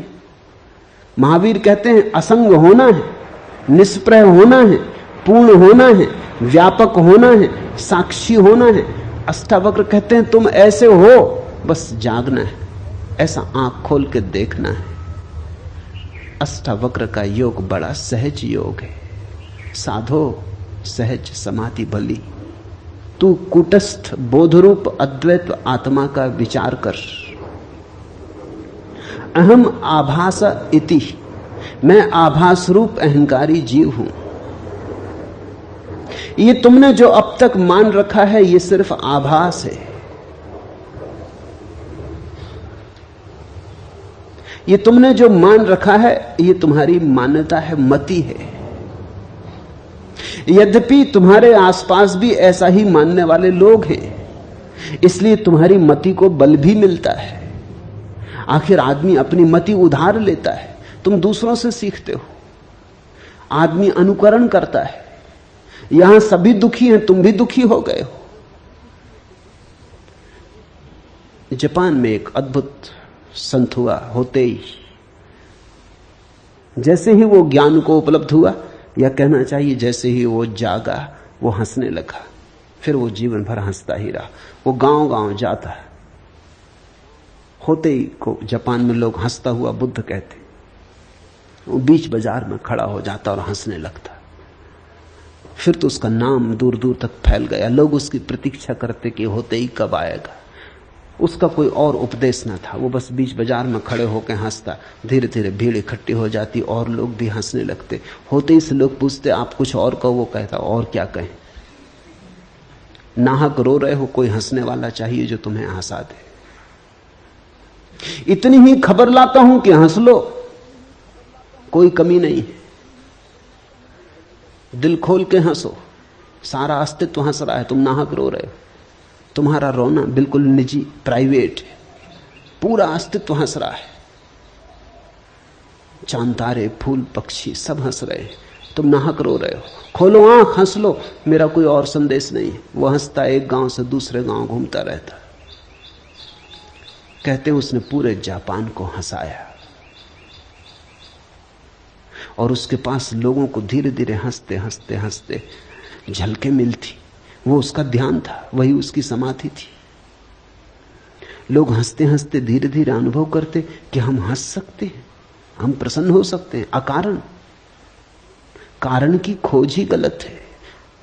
तुम जब तक कारण खोजोगे कि जब कारण होगा तब हंसेंगे, तो तुम कभी हंसोगे ही नहीं। तुमने अगर सोचा कि कारण होगा तब सुखी होंगे, तो तुम कभी सुखी ना होगे। कारण खोजने वाला और दुखी होता जाता। कारण दुख के हैं, सुख स्वभाव है। कारण को निर्मित करना पड़ता, दुख को भी निर्मित करना पड़ता। सुख है, सुख मौजूद है, सुख को प्रकट करो। यही अष्टावक्र का बार बार कहना है। बोधस्त्वम सुखम चर वीत सोखा सुखी भव, विश्वासमृतम पीत्वा सुखी भव। पीले अमृत हो जा सुखी। मनुष्य पूर्ण है, एक है, मुक्त है।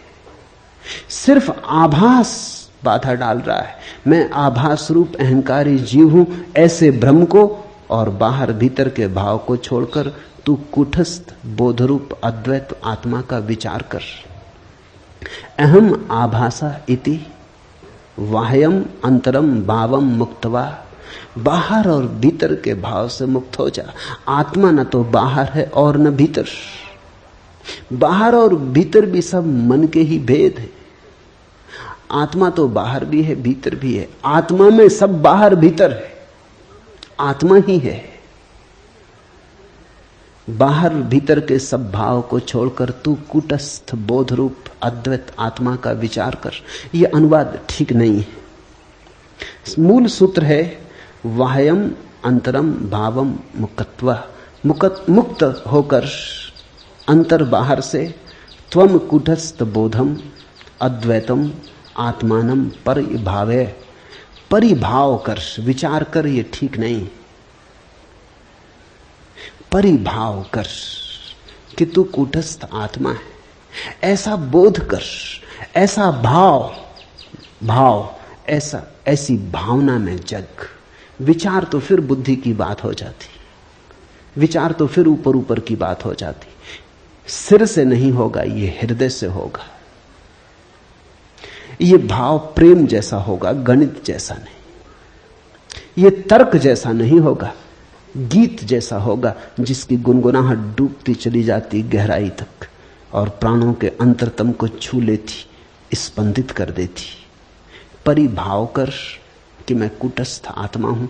ये घूमता हुआ चाक नहीं, बीच की कील हूं। कील यानी कूटस्थ।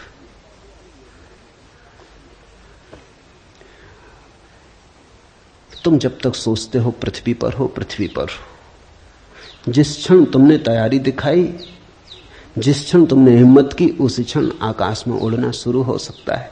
दल के दल तैर रहे मेघ मगन भू पर, उड़ता जाता हूं मैं मेघों के ऊपर। एक अजब लोक खुला है मेरे आगे, कोई सपना विराट सोए में जागे। कहां उड़ जाता है समय सिंधु घर घर। गाड़ी जो अंधी घाटी में बर्फीली, उर्मिल धाराओं में मछली चमकीली। धसता जाता हूं पैनिल तम के भीतर, कोसों तक लाल परधी सूरज को घेरे। छलक रहा इंद्रधनुष पंखों पर मेरे, यहां वहां फूट रहे रंगों के निर्झर। ठहरी सी नदी कहीं, उड़ते से पुल हैं, धाराओं पर धाराएं आकुल व्याकुल हैं। गलगल कर बहे जा रहे नभ में भूधर। गांव पर गांव धवल, जंगल कांसों के, उगते ये तरु अनंत किसकी सांसों के। एक दूसरी धरती बना हुआ है अंबर, दल के दल तैर रहे मेघ मगन भू पर। उड़ता जाता हूं मैं मेघों के ऊपर। एक अजब लोक खुला है मेरे आगे, कोई सपना विराट सोए में जागे। जागो, सपना खूब देखा, अब जागो। बस जागना कुंजी, कुछ और करना नहीं। न कोई साधना, न कोई योग, न आसन, बस जागना। हरिओम तत्सत।